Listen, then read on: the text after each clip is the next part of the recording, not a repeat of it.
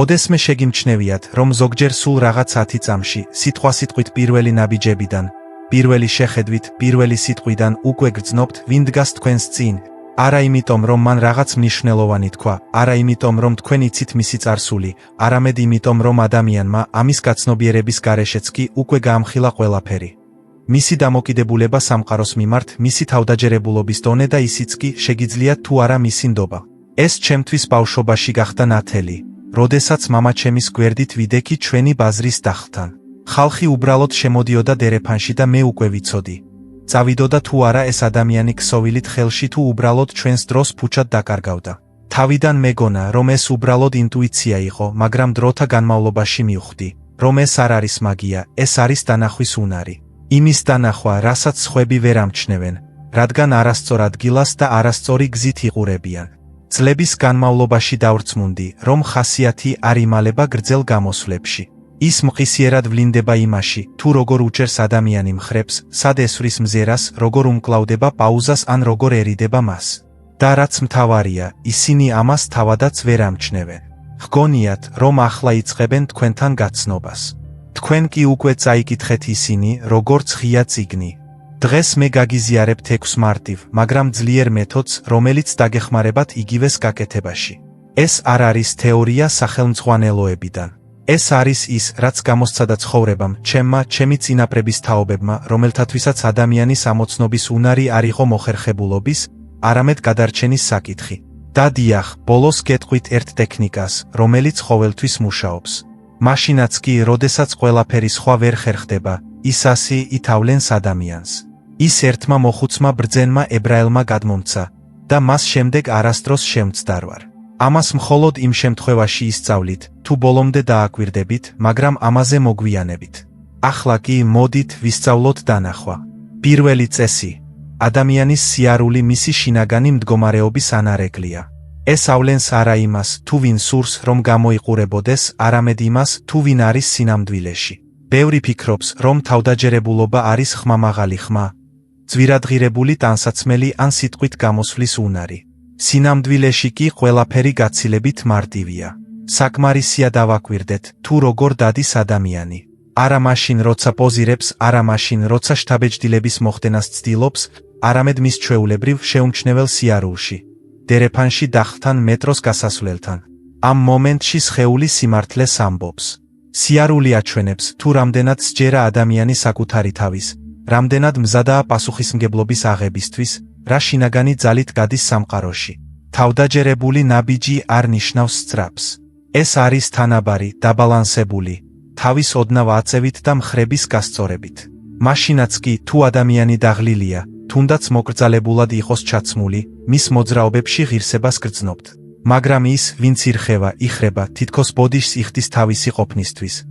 ყველაზე ხშირად შინაგანად ატარებს გაურკვევლობას, შეცდომების დაშვების შიშს ან უხილავობის ჩვევას. ეს ცოდნა ყველგან მუშაობს. გასაუბრებაზე მაშინვე მიხვდებით, ვინ არის ნამდვილად მზად დავალებების შესასრულებლად და ვინ უბრალოდ ლამაზად საუბრობს. პაემანზე დაინახავთ, არის თუ არა ამ ადამიანში შინაგანი ბირთვი, თუ ის შეგუებას არის მიჩვეული.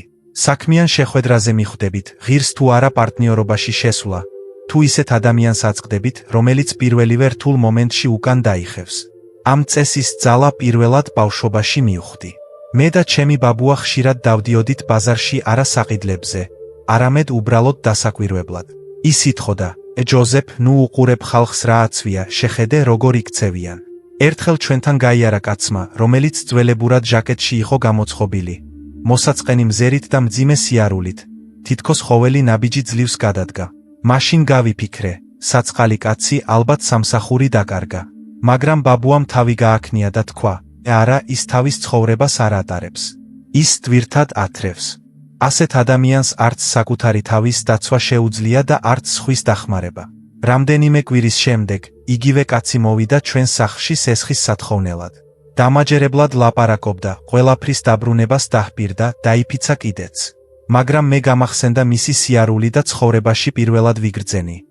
მისი სიტყვები მის არსს არ ემთხვევა. ჩვენ ფული არ მივეცით და სწორად მოვიქეცით. ის გაქრა.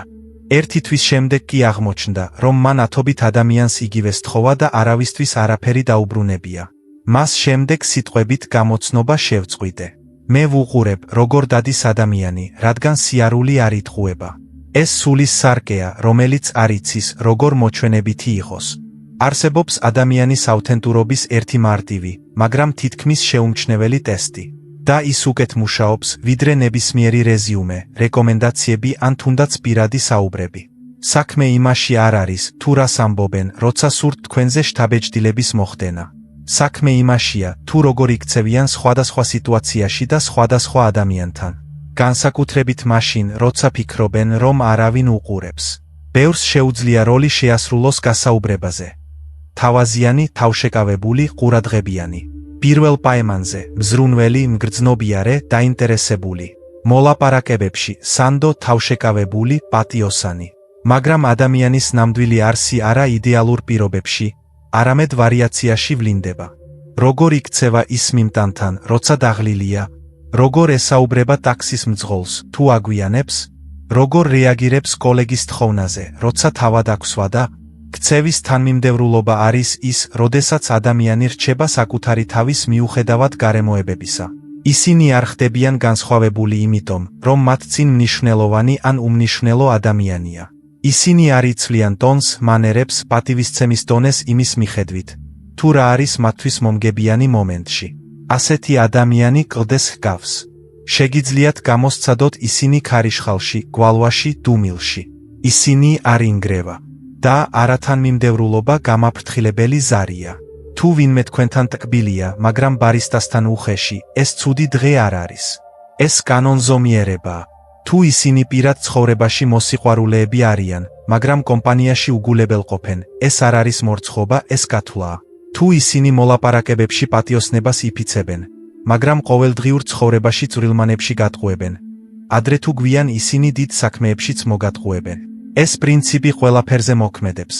ვისთან ამყარებთ ურთიერთობებს, ვისთან დებთ გარიგებებს, ვის ანდობთ თქვენს იდეებს, დროს, ფულს. რადგან საიმედოობა ერთჯერადი ქმედება არ არის, არამედ მდგრადი ქცევა. ერთი კეთილი ჟესტი შეიძლება დამთხვევა იყოს. 10 უკვე ხასიათია. ეს არა წიგნებიდან, არამედ ცხოვრებიდან ვისწავლე.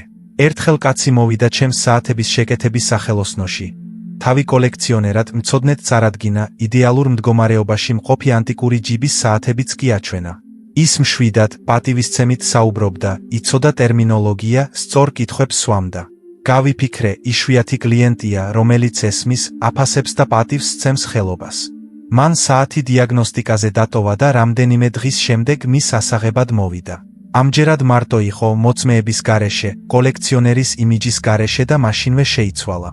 გაღიზიანებულმა დახლზე თითების კაკუნი დაიწყო, შემაწყვეტინა და ფასდაკლება მოითხოვა. როდესაც სამუშაოს ღირებულება ავუხსენი, მიპასუხა, აქ ხალხს ატყუებთ. არაფერი მithქვამს, მაგრამ ყველაფერი თავში ჩამივარდა. ერთი კვირის შემდეგ სახელოსნოში ქალი შემოვიდა, იგივე ბარისტა ქუჩის მოპირდაპირე ყავის მაღაზიიდან. ხავა მომიტანა და მითხრა, არ დაიჯერებთ, მაგრამ გუშინ იმავე კაცმა სკანდალი ატეხა ჩვენს სახლში, რადგან რძე ოდნავ თბილი იყო და არა ცხელი. ხვიროდა, რომ მომხმარებლებს პატივს არ ვცემთ. დღეს დილით კი დავინახე, როგორ ეხუმრებოდა გალერისტს, იღიმოდა, თავს უქნევდა და მაესტროს ეძახდა. სულ ესა. ის ცუდი ადამიანი არ იყო, უბრალოდ არათანმიმდევრული. მისი ქცევა არა შინაგან პრინციპებზე, არამედ გარეგან სარგებელზე იყო დამოკიდებული. ასეთი ადამიანები კი ქვიშის ციხესიმაგრეებს გვანან, გარკვეულ განათებაში ლამაზები, მაგრამ პირველივე ქარისგან ინგრევიან. მას შემდეგ პირველი შთაბეჭდილებით აღარ მსჯელობ. უფრო ფართოდ დავიწყე ყურება დროსა და კონტექსტებში.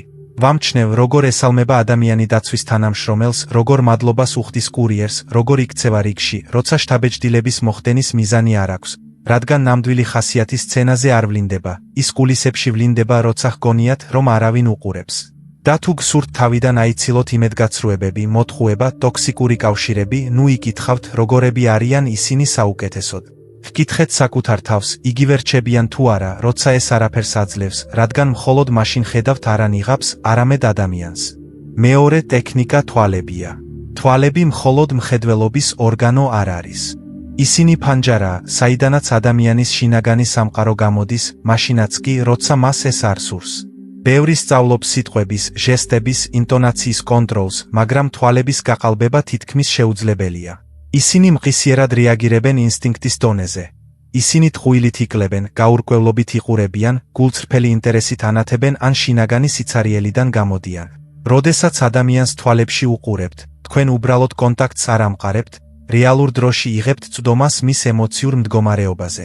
პირდაპირი, შვიდი, სტაბილური მზერა შინაგანი მთლიანობის ნიშანია. ასეთ ადამიანს არ ეშინია, რომ შეამჩნიონ. ის სიტყვების მიღმა არ იმალება, რადგან შიგნით ვერაფერს გრძნობს, რაც დასამალად საჭიროა.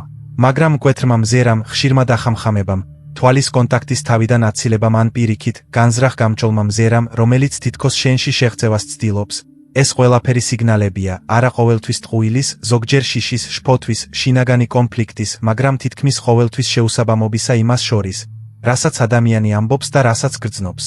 ეს ცოდნა წარმოუდგენლად პრაქტიკულია. მოლაპარაკებების დროს მაშინვე მიხვდებით, სჯერა თუ არა თქვენი პარტნიორი იმის, რასაც სთავაზობს. პაემანზე დაინახავთ, გულწრფელად არის თუ არა დაინტერესებული თქვენით, თუ უბრალოდ გაცნობის ეტაპს გადის. თანამშრომლის დაქირავებისას იგრძნობთ. სიმართლეს ამბობს თავისი გამოცდილების შესახებ თუ ალამაზებს. მეგობრობაშიც კი შეამჩნევთ, როდის იწყებს მეგობარი რაღაცის დამალვას მანამ, სანამ თავად მიხვდება. თვალები არ იტყუებიან არა იმიტომ, რომ წმინდა ან სიწმინდეა, არამედ იმიტომ, რომ მათ ლიმბური სისტემა აკონტროლებს ტვინის იმ ნაწილს, რომელიც ემოციებსა და გადარჩენაზეა პასუხისმგებელი.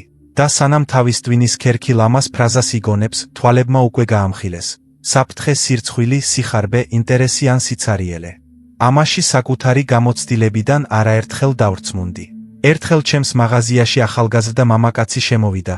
თავი წარადგინა, როგორც დიდი კომპანიის წარმომადგენელი, რომელიც სავარაუდოდ იშვიათი ქსოვილების მომწოდებლებს ეძებდა.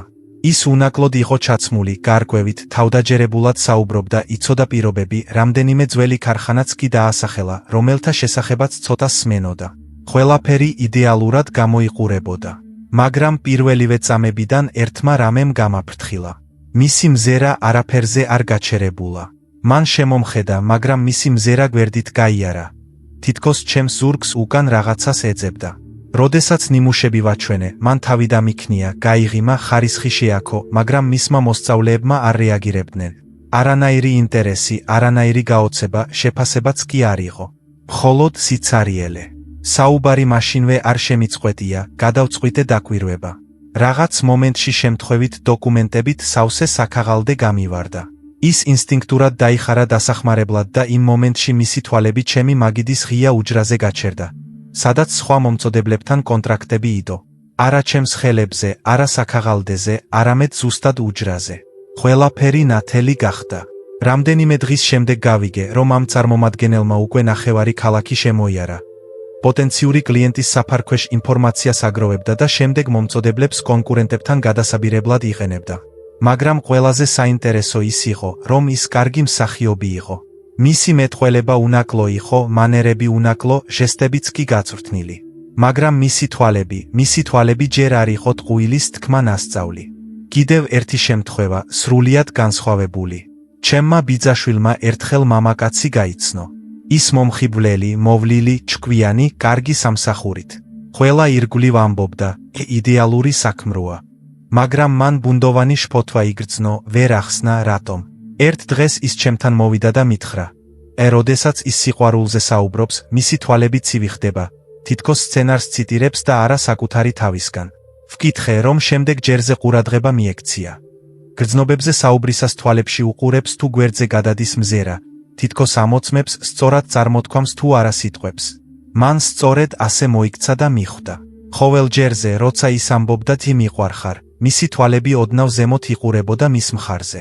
იქ, სადაც სარკე ეკიდა. ის საკუთარ რეაქციას აკვირდებოდა და არა მისას. ის მას დაშორდა. 1 წლის შემდეგ ის სხვაზე დაქორწინდა და 6 თვის შემდეგ მიატოვა იგი უფრო პერსპექტიული ნაცნობის გამო. ეს არის თვალების ძალა. ისინი არ აჩვენებენ იმას, რისი მოცემაც ადამიანს სურს. ისინი აჩვენებენ იმას, რასაც თავად გრძნობს ამ მომენტში. ამიტომ, როდესაც ახალ ადამიანს ხვდებით, ნუ იჩქარებთ მოსმენას. ჯერ შეხედეთ მის თვალებში, არა აგრესიულად, არა ტყუილის დეტექტორის მსგავსად, არამედ როგორც ადამიანი, რომელსაც სურს სხვა ადამიანის ჭეშმარიტად დანახვა. და გაგიკვირდებათ, რამდენად ბევრი რამის გაგება შეგიძლიათ პირველი სიტყვის წარმოთქმამდეც კი. რადგან თვალები სულის სარკე არ არის პოეტური გაგებით. ისინი ნამდვილი სამუშაო ინსტრუმენტია ხასიათის დიაგნოზირებისთვის. და ვინც ისწავლა მათი წაკითხვა, არასდროს იქნება ბრმა ადამიანების არჩევაში. მაგრამ ეს მხოლოდ დასაწყისია. რადგან მაშინაც კი, თუ ისწავლით სიარულის, მზერის, ჟესტების წაკითხვას, ეს ყველაფერი შეიძლება მოტყუდეთ, თუ არ იცით მთავარი. მაგრამ არ ინერვიულოთ, ბოლოს მე გაგიმხელთ იმ საიდუმლო ტექნიკას, რომელიც ყოველთვის მუშაობს, მაშინაც კი, როდესაც ადამიანი დარწმუნებულია, რომ ყველაფერს აკონტროლებს. ახლა კი, მოდით განვიხილოთ შემდეგი გასაღები. თვალების შემდეგ მოდის მეტყველება. მეტყველება არ არის მხოლოდ ინფორმაციის გადაცემის საშუალება. ეს არის ადამიანის შინაგანი წესრიგის ანარეკლი, არა ის, რისი ჩვენებაც სურს, არამედ ის, თუ როგორ არის სტრუქტურირებული მისი აზროვნება, რამდენად აკონტროლებს თავს, რამდენად პატივს სცემს თანამოსაუბრეს და საკუთარ თავს. ბევრი ფიქრობს, რომ მნიშვნელოვანია ის, რასაც ადამიანი ამბობს, მაგრამ სინამდვილეში ბევრად უფრო მნიშვნელოვანია, თუ როგორ ამბობს ამას. ყურადღება მიაქციეთ. ადამიანი, რომელიც ძალიან სწრაფად საუბრობს, პაუზების გარეშე, თითქოს ეშინია, რომ შეაწყვეტინებენ ან რომ დუმილი გამოავლენს მის დაუცველობას. ყველაზე ხშირად ცდილობს შინაგანი შფოთვის კომპენსირება სიტყვების ნაკადით.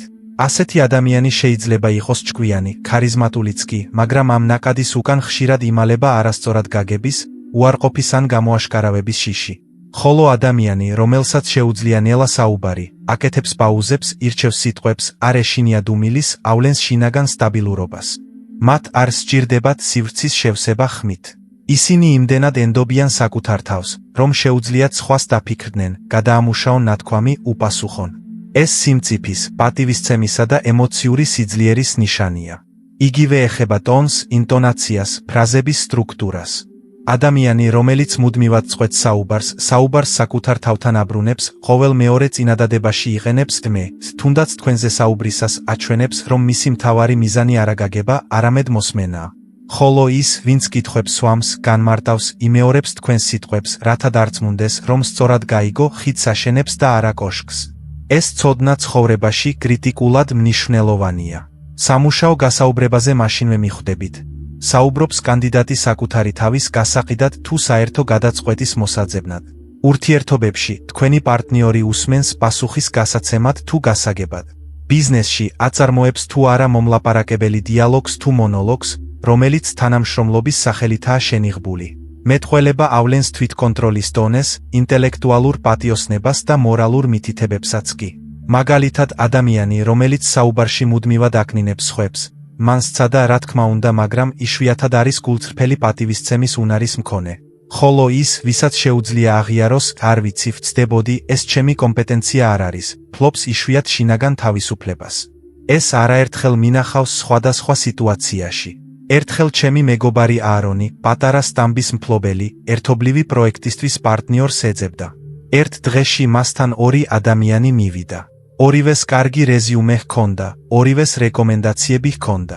პირველი თითქმის შეუჩერებლად საუბრობდა, აქებდა თავის მიღწევებს, უყვებოდა რამდენი კონტაქტი აქვს, როგორ აღწევს ყოველთვის თავის მიზნებს, როგორ იცნობს ქალაქში ყველას. ის ენერგიული, ხმამაღალი, მომხიბვლელიც კი იყო. მაგრამ მისი თითოეული ფრაზა მასზე იყო აგებული. მაშინაც კი, როდესაც აარონი ცდილობდა თავისი ამოცანების შესახებ იამბნა, ის წყვეტდა. დიახ, მესმის, მაგრამ აი რა გავაკეთე მსგავს სიტუაციაში. მეორე თითქმის 10 წუთის განმავლობაში ჩუმად იყო, უსმენდა, სამ კითხვას სვამდა, მოკლე, მაგრამ ზუსტს. შემდეგ თქვა, თქვენს პროექტში ორ სირთულეს ვხედავ. პირველი არის ვადები. მეორე ლოჯისტიკა. პირველთან დაკავშირებით გამოცდილება მაქვს, მეორესთან არა. მაგრამ ვიცნობ ადამიანს, რომელსაც შეუძლია დახმარება. გინდათ, რომ დაგაკავშიროთ, აარონმა მეორე აირჩია. 1 წელი გავიდა. პირველმა მომხსენებელმა ვერც ერთი ხმაურიანი პროექტი ვერ განახორციელა. ყველაფერი სიტყვებში დარჩა. მეორემ არა მხოლოდ სტამბა ახალ დონეზე აყვანაში შეუწყო ხელი, არამედ მისი ახლო პარტნიორიც გახდა. რატომ?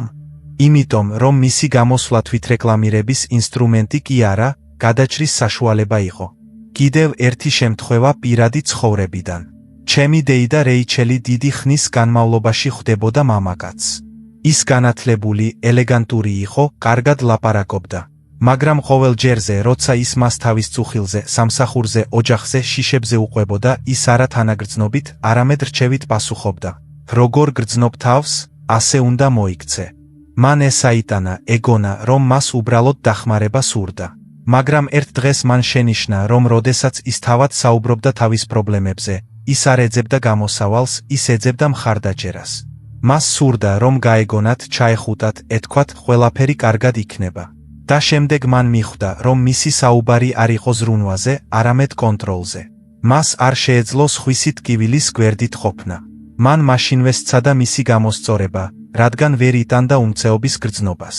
მან დაშორდა მას და მითხრა: აღარ მინდა, რომ მომისმინონ როგორც დავალება. მინდა, რომ მომისმინონ როგორც პიროვნებას. ეს არის არსი. მეტყველება არ არის სიტყვების ერთობლიობა, ეს სულის რიტმია. ვისაც დუმილის ეშინია, საკუთარი თავის ეშინია. ვისაც არ შეუძლია შეცდომის აღიარება, ვერ განვითარდება. ვინც მხოლოდ საკუთარ თავზე საუბრობს, სხვებს ვერ ხედავს. ხოლო ვისაც შეუძლია მოსმენა, სიტყვების შერჩევა, პაუზის პატივისცემა, შეუძლია არა მხოლოდ ფრაზების, არამედ ურთიერთობების, გარიგებების, ნდობის დამყარება.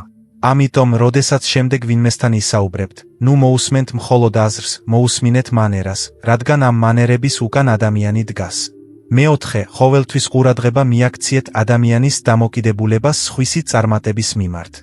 ის თუ როგორ რეაგირებს ადამიანის ხვების მიღწევებზე, მისი შინაგანი სამყაროს ერთ-ერთი ყველაზე სუფთა და საიმედო მაჩვენებელია. ეს არ არის დამოკიდებული აღზრდაზე, განათლებაზე ან სოციალურ სტატუსზე. ის არანაირ ნიღაბს არ სცილდება. რადგან იმ მომენტში, როდესაც ახლომახლო ვინმე წარმატებას აღწევს, ბევრი ადამიანის ღრმა ემოციური რეაქცია იჩენს თავს და მისი გაყალბება ძალიან რთულია. სხვის მიმართ გულწრფელი სიხარული შინაგანი სისავსის ნიშანია. ასეთი ადამიანი არ გრძნობს თავს სხვისი შუქით დაშინებულად, რადგან თავად არ ცხოვრობს ეჭვების ჩრდილში. მათ იციან საკუთარი ფასი და სხვისი წარმატება მას არ ამცირებს, პირიქით შთააგონებს. მაგრამ შური, გაუფასურება, სარკაზმი, კარგად გააკეთე, მაგრამ უბრალოდ გაგიმართლა, საუბრის დაუყოვნებლივ საკუთარ თავზე გადატანის სურვილი. ეს ყველაფერი შინაგანი დეფიციტის სიგნალებია. ადამიანი, რომელსაც არ შეუძლია სხვის გამო სიხარული, სინამდვილეში ეშინია, რომ საკუთარი მნიშვნელობა ნაკლები აღმოჩნდება. და ეს შიში აიძულებს მათ ავტომატურად შეამცირონ სხვისი მიღწევა, რათა შეინარჩუნონ თანასწორობის ან თუნდაც უპირატესობის ილუზია. ეს ცოდნა წარმოუდგენლად პრაქტიკულია. ის ეხმარება ტოქსიკური ადამიანების ამოცნობაში დიდი ხნით ადრე, სანამ ისინი დაიწყებენ თქვენი თავდაჯერებულობის შელახვას. მეგობრობაში თქვენ მიხვდებით, ვინ არის ნამდვილად ბედნიერი თქვენი გამარჯვებებით და ვინ მიიჩნევს მათ საფრთხედ. ბიზნესში ვინ გახდება საიმედო პარტნიორი და ვინ დაიწყებს ჩარევას, როგორც კი წინ წახვალთ. ოჯახში ვინ დაგიჭერთ მხარს ზრდაში და ვინ უკან დაგახევთ ზრუნვის საბაბით. რადგან ადამიანი, რომელსაც არ შეუძლია სხვისი წარმატებით სიხარული, არასოდეს გახდება თქვენი მოკავშირე რეალურ ზრდაში. მათ შეუძლიათ ახლოს იყვნენ, სანამ თქვენ იმავე დონეზე ხართ, მაგრამ როგორც კი ამაღლდებით, ისინი ან დაშორდებიან ერთმანეთს, ან დაიწყებენ თქვენი თავდაჯერებულობის შერყევას. ეს არაერთხელ მინახავს ყველაზე განსხვავებულ ცხოვრებაში. ერთხელ ჩემმა ბიძაშვილმა, დევიდმა, პატარა ყავის მაღაზია გახსნა. არაფერი გრანდიოზული, მყუდრო ადგილი უბანში, მაგრამ შესანიშნავი ყავითა და ატმოსფეროთი. 6 თვის შემდეგ ხალხმა ამაზე საუბარი დაიწყო, რიგები იდგა, მიმოხილვები შემოდიოდა, ადგილობრივმა მედიამაც კი დაწერა სტატია. მან გამხიარულა და მიამბო ამის შესახებ. გულწრფელად გამიხარდა და დახმარება შევთავაზე ფარდებისა და სუფრის გადასაფარებლებისთვის ქსოვილის მარაგში. მაგრამ როდესაც მან ეს წარმატება ძველი მეგობრების წრეს გაუზიარა, რეაქცია არაერთგვაროვანი იყო. ერთ-ერთმა მათგანმა, ვისთან ერთადაც ერთად სწავლობდნენ, მაშინვე თქვა: კარგი, რა თქმა უნდა, შენთვის ადვილია. ხავს ბიძა, რომელიც ვაჭრობს და მამა შენი ფულით ეხმარებოდა. თუმცა სინამდვილეში დევიდმა სესხი აიღო. პირველი თვეები ყავის მაღაზიაში იცვა და არავის სთხოვა დახმარება. მეორე მეგობარმა პირიქით გახსნაზე თაიგულით მოვიდა, ათობით ფოტო გადაიღო სოციალური მედიისთვის და გრძელი პოსტი დაწერა: ვამაყობ შენით, ძმაო. შენ დაამტკიცე, რომ შეუპოვრობა მუშაობს. 1 წელი გავიდა. მან, ვინც წარმატებას დაუფასა, შეწყვიტა კონტაქტები. ყოველთვის, როცა დევიდი ახალ გეგმებზე საუბრობდა, ხუმრობდა ან თემას ცვლიდა და შემდეგ სხვებს ეუბნებოდა: ის უბრალოდ რეკლამას ინარჩუნებს, მის გარეშე დახურავდა. ხოლო ის, ვინც გულწრფელად ხარობდა, მუდმივი მომხმარებელი გახდა, მეგობრები მოიყვანა, პირველი ბარისტას მასტერკლასის ორგანიზებაში დაეხმარა. განსხვავება, ერთი ცხოვრობდა დეფიციტის სამყაროში, სადაც სხვისი წარმატება მის დაკარგვას ნიშნავდა, მეორე კი სიუხვის სამყაროში, სადაც სხვისი ზრდა ყველასთვის შთაგონებას და შესაძლებლობას ნიშნავდა. კიდევ ერთი შემთხვევა ბიზნეს სამყაროდან. ქალი, ლია, პატარა დიზაინის სტუდიაში მუშაობდა. ის ნიჭიერი, მაგრამ მოკრძალებული იყო. ერთ დღეს მისმა პროექტმა საერთაშორისო ჯილდო მოიპოვა. მთელი სააგენტო ზეიმობდა ერთი კოლეგის, ესთერის გარდა.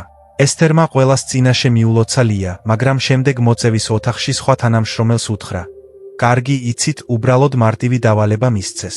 ჩემსას რომ მისცენ, გრან პრის ავიღებდი. ლიამ ეს შემთხვევით გაიგო, არაფერი თქვა, მაგრამ გაახსენდა. რამდენიმე თვის შემდეგ სტუდიამ დიდი შეკვეთა მიიღო. ლიამ ესთერის გუნდში წაყვანა შესთავაზა, მაგრამ მენეჯერმა ჰკითხა: დარწმუნებული ხარ? და უთხრა, რომ ესთერმა უკვე სამჯერ სცადა სხვების იდეების დისკრედიტაცია შეხვედრებზე, როდესაც ისინი მოწონებას მიიღებდნენ. შემდეგ ლიამ მიხვდა, რომ ადამიანი, რომელსაც არ შეუძლია სხვისი წარმატების აღიარება, არ შეუძლია გუნდში მუშაობა, რადგან მათთვის ნებისმიერი წარმატება კონკურენციაა და არა საერთო მიღწევა. მას შემდეგ მან შეწყვიტა თავისი გამარჯვებების გაზიარება მათთან. ვისი რეაქციაც კი ეჭვის ჩრდილს იწვევდა. რადგან სხვისთვის სიხარული თავაზიანობა არ არის, ეს სულის არჩევანია. და თუ ადამიანი ამ არჩევანს არ აკეთებს, ის არც მტერია, მაგრამ არც მოკავშირე. ამიტომ, როდესაც ახლო-მახლო ვინმე წარმატებას აღწევს, ნუ შეხედავთ რას ამბობენ. მოусმინეთ, როგორ ამბობენ ამას. არის თუ არა სითბო მათ ხმაში? არის თუ არა გულწრფელი ინტერესი მათ თვალებში? თუ ისინი მაშინვე ეძებენ, მაგრამ ნეტავ და მე, რადგან ამ მომენტში თქვენ არ ხედავთ მათ აზრს თქვენზე. თქვენ ხედავთ მათ დამოკიდებულებას საკუთარი თავის მიმართ. და ეს არის ყველაზე მნიშვნელოვანი რამ, რაც შეგიძლიათ გაიგოთ ადამიანის შესახებ. ადამიანის შეფასების ყველაზე მარტივი და ყველაზე მატყუარა გზაა არა მისი ნათქვამის მოსმენა, არამედ მისი ქმედებების დაკვირვება. განსაკუთრებით მაშინ, როდესაც სიტყვებსა და ქმედებებს შორის განსხვავებაა. ბევრმა იცის, როგორ დაჰპირდეს ლამაზად, ილაპარაკოს შთამაგონებლად, დაიფიცოს დამაჯერებლად. თუმცა, ადამიანის რეალური ღირებულება განისაზღვრება არა მისი გამოსვლებით, არამედ იმით, თუ რამდენად შეესაბამება მისი ქმედებები მის განცხადებებს. როდესაც ადამიანი ამბობს, მე ყოველთვის ხელმისაწვდომი ვარ, მაგრამ ერთი კვირით ქრება, ეს არ არის დაკავებული, ეს არის შეუსაბამობა.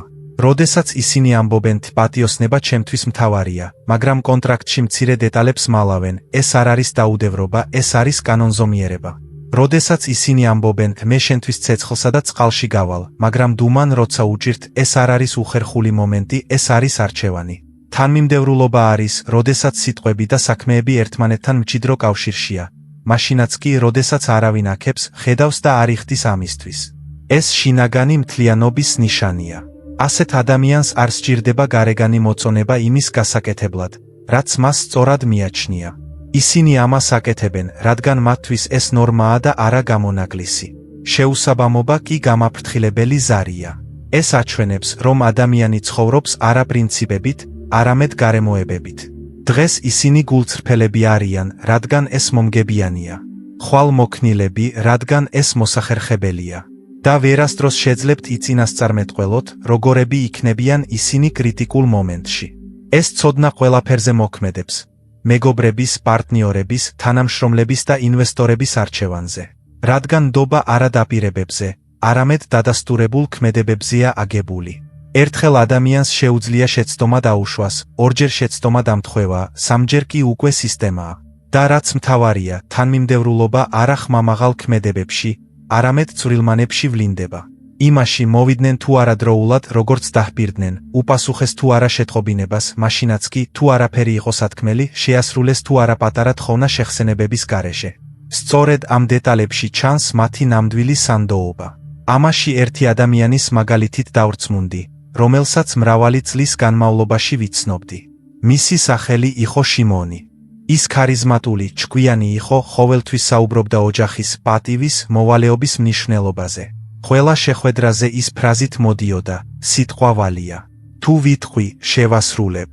ყველა მას სჯეროდა. მას სამაჯურიც კი ეკეთა წარწერით პატივი და სიტყვა. ერთხელ ჩემი მეგობარი მოშე, რომელიც შიმონს ჩემზე დიდხანს იცნობდა, რთულ სიტუაციაში აღმოჩნდა. მისი სახელოსნო დაიცვა და ის რესტავრაციისთვის ფულს აგროვებდა. შიმონი პირველი მივიდა, ჩაეხუტა და უთხრა: ნუ ღელავ, ხვალ თანხის ნახევარს გადაგირიცხავ. ჩათვალე, რომ უკვე შენსას ეკუთვნის. მოშემ შვებით ამოიძახა. მაგრამ ხვალინდელი დღე არ დადგა. შიმონმა დაავიწყდა. შემდეგ თქვა, რომ სირთულეები წარმოიშვა, რომ უნდა ეფიქრა. და ერთი კვირის შემდეგ მან ახალი ტელეფონი იღიდა და სოციალურ ქსელში ფოტო გამოაქვეყნა წარწერით და ბოლოს. მოშემ არაფერი თქვა, მხოლოდ შიმონისთვის მეგობრის მოხსენიება შეწყვიტა. ერთი წელი გავიდა. შიმონი კვლავ გამოჩნდა ახალი პროექტით, კონტაქტებთან დახმარება სთხოვა. მოშემ თავაზიანად უარი თქვა. შიმონი გაკვირვებული იყო, რატომ? ჩვენ მეგობრები ვართ, არა, თქვი, რომ ფულს გადარიცხავდი. არა, თქვი, რომ სიტყვა ვალია. ეს დეკორაცია აღმოჩნდა. შიმონი აღშფოთდა, მაგრამ ეს წვრილმანია, სწორედ ეს არის მთავარი. შენთვის წვრილმანი, ჩემთვის კი ნდობის საკითხი. მეორე შემთხვევა სრულიად განსხვავებულია. ჩემი მეზობელი, ხანდაზმული ქალი, სახელად ბატშევა, არასდროს ლაპარაკობდა ხმამაღლა. ის არ ტრაბახობდა, შეუძლებელს არ გვპირდებოდა. მაგრამ თუ ითხოვდათ ხვალ წვნიანს მოვიტან, წვნიანი კართან ზუსტად დილის 10 საათზე იდგა. თუ ითხოვდათ შენთვის ვილოცებ, იგრძნობდი, რომ ეს ფორმალობა კი არა, გულწრფელი მონაწილეობა იყო. როდესაც მისი ქმარი გარდაიცვალა, ბევრმა დახმარება შესთავაზა, უმეტესობა თავაზიანობის გამო. მაგრამ ერთი ადამიანი, ახალგაზრდა ბიჭი, სახელად იცხაკი, რომელსაც ის ძლივს იცნობდა, უბრალოდ ყოველ კვირა მოდიოდა, სახლში რაც დანგრეული იყო, ასწორებდა, ნაგავს გაჰქონდა, სასურსათო პროდუქტებს ყიდულობდა.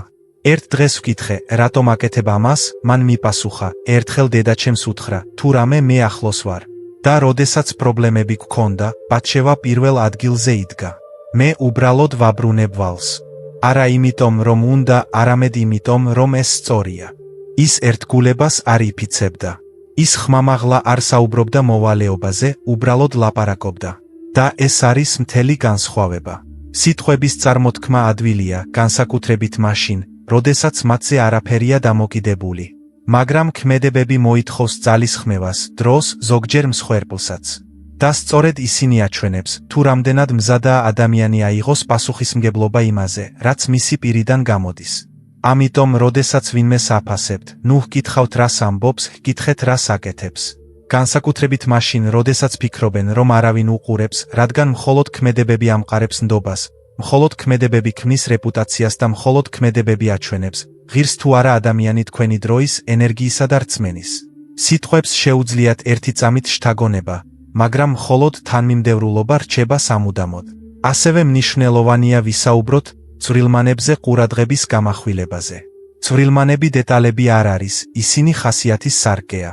ბევრი ფიქრობს, რომ რეალური ადამიანი ხმაურიან ქმედებებში, კრიზისულ სიტუაციებში, მნიშვნელოვან გადაწყვეტილებებში ვლინდება, მაგრამ სინამდვილეში ეს იმაში ვლინდება, თუ როგორ ეპყრობა მიმტანს, როგორ მადლობას უხდის კურიერს, როგორ ხვდება დამლაგებელს, როგორ უკავშირდებიან სხვის დროს, სივრცეს, ძალისხმევას.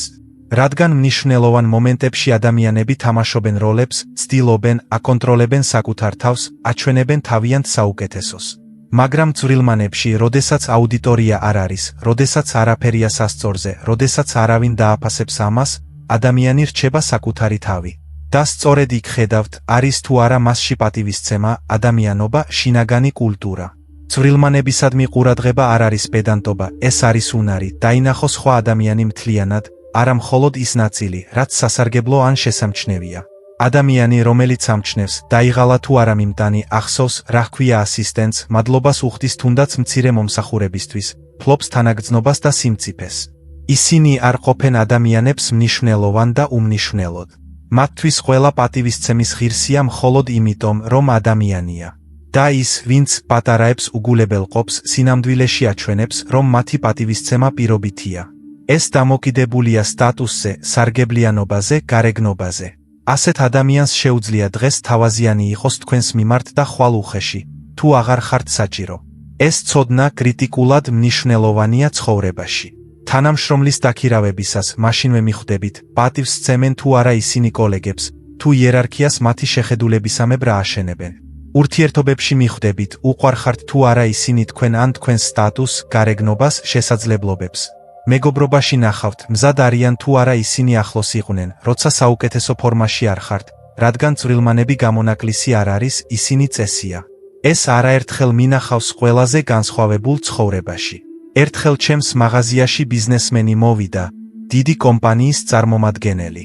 ის უნაკლოდ იყო ჩაცმული, თავდაჯერებულად საუბრობდა, იცოდა რა უნდოდა. ყველაფერი იდეალურად გამოიყურებოდა. მაგრამ რაღაც მომენტში ოთახში დამლაგებელი შემოვიდა, ხანში შესული ქალი, რომელიც შენობაში მრავალი წლის განმავლობაში მუშაობდა. მან ჩუმად ითხოვა ნებართვა ვედროთი გავლის. ბიზნესმენმა არა მხოლოდ არ უპასუხა, არამედ ისე შებრუნდა, თითქოს ქალი არ არსებობდა. თავი არ დაუქნევია და არც კი, რა თქმა უნდა, უთქვამს. მან უბრალოდ განაგრძო საუბარი. თითქოს ქალი შინაგანი სამყაროს ნაწილი ყოფილიყო. მე მხოლოდ შევნიშნე. ერთი კვირის შემდეგ მან კონტრაქტი გამომიგზავნა. მე უარი ვუთხარი. კოლეგა გაკვირვებული იყო, რატომ? პირობები შესანიშნავია. იმიტომ რომ ადამიანი, რომელიც არ ხედავს მათ, ვინც მის გვერდით მუშაობს, ადრე თუ გვიან თქვენც ვერ ნახავს. ერთი წელი გავიდა. გავიგე, რომ ამ ბიზნესმენმა 6 თვეში 3 ასისტენტი გამოიცვალა. ყველა წუწუნით წავიდა. ის ჩვენთან ისე გვექცევა, როგორც რაღაცას. მეორე შემთხვევა საპირისპიროა. ჩემმა მეგობარმა ლიამ ერთხელ ვახშამზე ახალი ნაცნობი, არქიტექტორი სახელად ნოამი დაპატიჟა. ის მოკრძალებული იყო, არ ჩქარობდა, ცოტას ლაპარაკობდა საკუთარ თავზე. მაგრამ საღამოს რამდენიმე რამ შევნიშნე. როდესაც დიასახლისი საჯმელებით მოვიდა, ის არა იმიტომ წამოდგა, რომ ეს სავალდებულო იყო, არამედ უბრალოდ პატივისცემის გამო. როდესაც კატადივანზე ახდა, მან არ დაუქნია ხელი, არამედ ფრთხილად მოეფერა და ჰკითხა.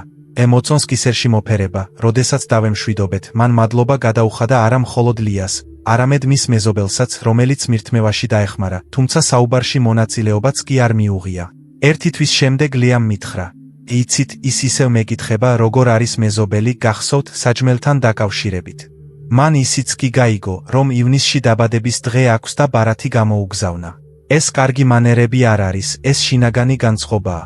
ყველა ადამიანს მნიშვნელობა აქვს. მესამე მაგალითი ბიზნეს სამყაროდან. მეწარმე, სახელადავი, ერთობლივი პროექტისთვის პარტნიორს ეძებდა. კანდიდატი მასთან ბრწყინვალე რეზიუმეთი, რეკომენდაციებითა და გამოცდილებით მივიდა. შეხვედრაზე ის თავდაჯერებულად საუბრობდა, საინტერესო იდეებს სთავაზობდა. მაგრამ შესვენების დროს, როდესაც ავიდერეფანში გავიდა, დაინახა, როგორ მკვეთრად შეწყვიტა ამ კანდიდატმა ადმინისტრატორთან საუბარი. ნუ შემაწუხებ, დაკავებული ვარ, თუმცა მას მხოლოდ იმის გარკვევა სურდა, ხავა სჭირდებოდა თუ არა. ავი დაბრუნდა, თავაზიანად დაასრულა შეხვედრა და თანამშრომლობაზე უარი თქვა. მოგვიანებით უთხრეს, მაგრამ თქვენ თვითონ თქვით, რომ პროფესიონალი გჭირდებოდათ, პროფესიონალი კი, მაგრამ პარტნიორი არა. რადგან პარტნიორობა მხოლოდ კომპეტენცია არ არის, ეს პატივისცემაა. და ვინც არ სცემს პატივს მის ქვეშ მყოფებს, ის არც შენ სცემს პატივს, უბრალოდ ჯერჯერობით მალავს ამას. ეს არის არსი. წვრილმანები შემთხვევითი არ არის. ისინი ჩვევის გამოვლინებაა. ჩვევა კი ხასიათის მოქმედებაა. ამიტომ, როდესაც ახალ ადამიანს ხვდებით, ნუ შეხედავთ მხოლოდ იმას, თუ როგორ გელაპარაკებათ. შეხედეთ, როგორ ესაუბრება მათ, ვინც მათი აზრით არაფერს აძლევს მათ, რადგან ეს მათი ნამდვილი არსია. და თუ ისინი სხვებს ვერ ხედავენ, ადრე თუ გვიან ისინიც შეწყვეტენ თქვენს ნახვას. დადგა დრო, გამოვავლინოთ საიდუმლო ტექნიკა მთავარი, ყველაზე საიმედო, ყველაზე მარტივი და ყველაზე დაუნდობლად ზუსტი გზა ადამიანის სრულად დასანახად. ეს არის მათი რეაქციის დაკვირვება მოულოდნელობაზე, არა მომზადებულ სიტუაციაზე, არა წინასწარ განსაზღვრულ დავალებაზე, არამედ იმაზე, რაც ხდება მოულოდნელად გაფრთხილების გარეშე, სცენარის გარეშე. რატომ მუშაობს ეს?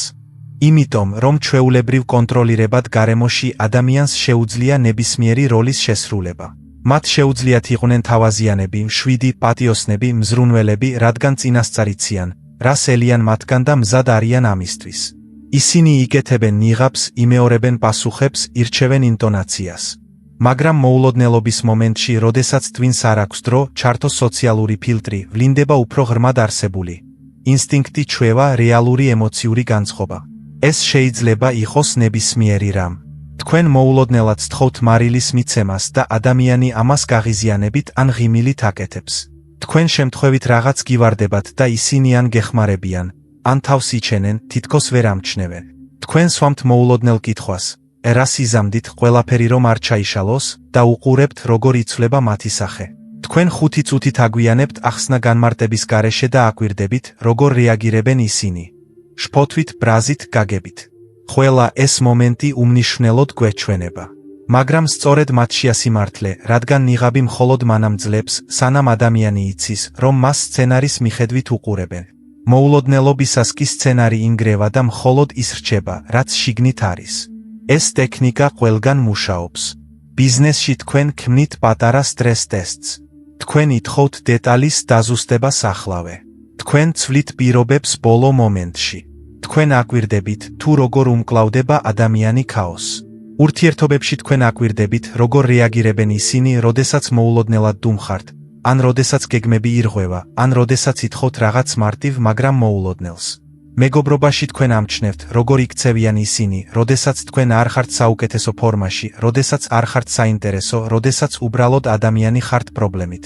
და რაც მთავარია, ამ ტექნიკის მოტყუება შეუძლებელია, რადგან მოულოდნელობაზე რეაქცია ავტომატურია.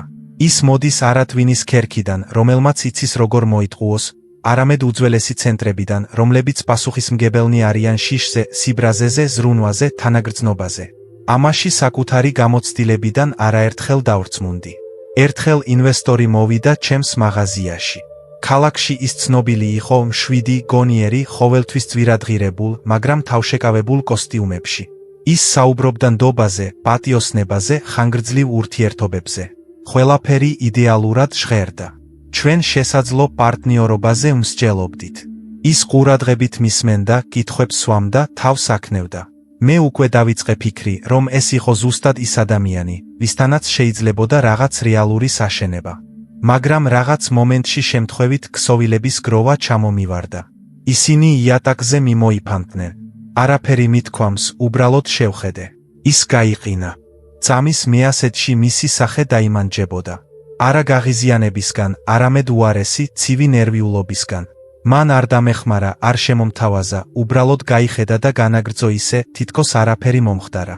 თმაშ, რაც მინდოდა მეთქვა, მე არაფერი მithქვამს, მაგრამ ყველაფერი გავიგე.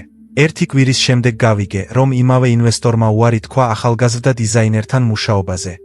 რადგან მას არ შეეძლო შეხვედრის იდეალურად ორგანიზება. და როდესაც მისი მანქანა გზაში გაფუჭდა, ინვესტორმა დაწერა. თუ არ შეგიძლია ძირითადი ნივთების კონტროლი, ნუ აიღებ დიდ პროექტებს. მისთვის წესრიგი უფრო მნიშვნელოვანი იყო, ვიდრე ადამიანები. მეორე შემთხვევა სრულიად განსხვავებულია. ჩემმა მეგობარმა ნეჩამამ ერთხელ ვახშამი მოაწყო პოტენციური საქმროსთვის, რომელიც ნაცნობების მეშვეობით იპოვეს. ის პატივცემული ოჯახიდან იყო, კარგი განათლებით, მშვიდად საუბრობდა, თავაზიანად არ წყვეტდა. ყველაფერი სწორად იყო. მაგრამ ვახშმის შუაში, მისმა პატარა ძმისშვილმა, რომელიც სუფრის გაშლაში ეხმარებოდა, შემთხვევით სუფრის გადასაფარებელზე წყლის ჭიქა გადააგდო. ბიჯი შეშინდა, გაწითლდა, გაიყინა. ზრდასრულთა უმეტესობა უბრალოდ ითხოვდა, არაფერი საშინელი და ჯამას განაგრძობდა. მაგრამ ეს კაცი წამოდგა, ბიჭს მიუახლოვდა, მხარზე ხელი დაადო და უთხრა: იცი, შენს ასაკში მეც იგივე გავაკეთე. გინდა ყველაფერი ერთად გავწმინდო, მან ეს მოვლენად არ აქცია, გმირის როლი არ ითამაშა, უბრალოდ ბავშვი დაინახა და ამშვიდა, ისე მოაწყო, რომ დანაშაულის გრძნობა არ ეგრძნო. ნეჩამა 6 თვის შემდეგ მასზე დაქორწინდა. 10 წელი გავიდა. ის ისევ ისეთივე მშვიდია, ისეთივე ყურადღებიანი, ისეთივე არ ეშინია მომენტის გაფუჭების, რომ სხვისი მხარდაჭერისთვის იყოს, რადგან იმ საღამოს, როდესაც არავინ ელოდა მისგან განსაკუთრებულს, მან აჩვენა, ვინ არის სინამდვილეში. მესამე მაგალითი მოლაპარაკებების სამყაროდან. ჩემი ერთი ნაცნობი, დანიელი, მომწოდებელთან მოლაპარაკებებს აწარმოებდა. ის იდეალური, პუნქტუალური, ზუსტი იყო, დოკუმენტებს ყოველთვის დროულად აგზავნიდა. მაგრამ დანიელმა მცირე დაძაბულობა იგრძნო, ვერ ხვდებოდა რატომ. ერთ დღეს მან განზრახ დანიშნა შეხვედრა დილის 10 საათზე და თავად მოვიდა 10-15 საათზე გაფრთხილების გარეშე. მომწოდებელი დაძაბული სახით იჯდა. როგორც კი დანიელი შევიდა, სარკაზმით თქვა: კარგი, საბოლოოდ. მეგონა, აღარ მოხვიდოდი. დანიელმა ბოდიში მოიხადა, მაგრამ რეაქცია შენიშნა. შემდეგ შეხვედრაზე მან შემთხვევით ბოლო მომენტში შეცვალა გადახდის პირობები. არა რადიკალურად, მაგრამ საკმარისად, რომ მოქნილობა შეემოწმებინა. მომწოდებელი გაცობდა, დაიწყო საუბარი არაპროფესიონალიზმზე, უპატივცემულობაზე, შეთანხმებების დარღვევაზე, თუმცა საქმე სამდღიან დაგვიანებაზე იყო. დანიელმა უარი თქვა თანამშრომლობაზე. 1 წლის შემდეგ მან შეიტყო, რომ ამ მომწოდებელმა დაარღვია კონტრაქტები 3 კლიენტთან მცირე დარღვევების გამო. გადახდის 1 დღით დაგვიანება, შეფუთვის შეცვლის მოთხოვნა, ელ-ფოსტაზე პასუხის დაგვიანება. მისთვის კონტროლი უფრო მნიშვნელოვანი იყო, ვიდრე პარტნიორობა. ეს არის ამ ტექნიკის ძალა. ეს არ საჭიროებს ანალიზს, ინტუიციას ან გამოცდილებას. მხოლოდ ერთ რამეს მოითხოვს. შექმნა ან დაელოდო იმ მომენტს, როდესაც ადამიანი მზად არ იქნება. რადგან ამ მომენტში ის არ თამაშობს, უბრალოდ მზადაა. და თუ გსურთ იცოდეთ, შეგიძლიათ თუ არა ენდოთ ადამიანს, დაამყაროთ ურთიერთობები მასთან, დაამყაროთ ბიზნესი, იყოთ მეგობრები, ნუ შეხედავთ მის საუკეთესო მომენტებს. შეხედეთ მათ მოულოდნელ მომენტებს, რადგან სადაც სცენარი არ არის, იწყება სიმართლე. ყველაფერი, რაც დღეს გითხარით, არ არის ხრიკების ნაკრები და არც ადამიანების მანიპულირების საშუალება. ეს არის ცხოვრების მიერ გამომცდელი ინსტრუმენტები, თაობების მიერ გამოცდილი, დახვეწილი სიტუაციებში, სადაც შეცდომა შეიძლება ძალიან ძვირი დაგიჯდეთ. ისინი არ არის სხვების განსჯისთვის. ისინი იმისთვისაა, რომ ნათლად, გულწრფელად, ილუზიების გარეშე დაინახოთ. რადგან ნდობა არ არის ბრმა რწმენა. ნდობა არის შეგნებული არჩევანი, რომელიც დაფუძნებულია გაგებაზე. და რაც უფრო მალე ისწავლით იმის შემჩნევას, რაც სხვებს გამორჩათ, მით უფრო ნაკლები ტკივილი, იმედგაცრუება და დანაკარგი იქნება თქვენს ცხოვრებაში. მთავარი დასკვნა მარტივია. ადამიანი თავს ავლენს არა სიტყვებით, არამედ გამოვლინებებით. როგორ დადიან, როგორ უყურებენ, როგორ საუბრობენ, როგორ რეაგირებენ წვრილმანებზე, როგორ უმკლავდებიან მოულოდნელობებს, როგორ ექცევიან მათ, ვინც არაფერს აძლევს მათ. ეს არის მათი არსი. და ყველაფერი დანარჩენი მხოლოდ დეკორაციაა. და დიახ, ამის უკან დგას არა მხოლოდ პრაქტიკულობა, არამედ რაღაც უფრო დიდი. ებრაულ ტრადიციაში არსებობს გაგება. დანახვა ნიშნავს პატივისცემას. რადგან როდესაც ადამიანს ნამდვილად ხედავ, აღიარებ მის ადამიანურობას. და როდესაც სწავლობ ნიღბების მიღმა დანახვას, იცავ არა მხოლოდ საკუთარ თავს, არამედ შენს უფლებასაც, რომ გქონდეს გულწრფელი, ღრმა, რეალური კავშირები. თუ ეს ისტორია თქვენთვის სასარგებლო იყო, გთხოვთ, მოიწონოთ. ეს სხვებს დაეხმარება იპოვონ ის, რაც მათ ცხოვრებას შეცვლის. გამოიწერეთ არხი.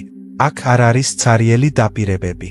მხოლოდ ის, რაც დროითა და გამოცდილებით არის გამოცდილი.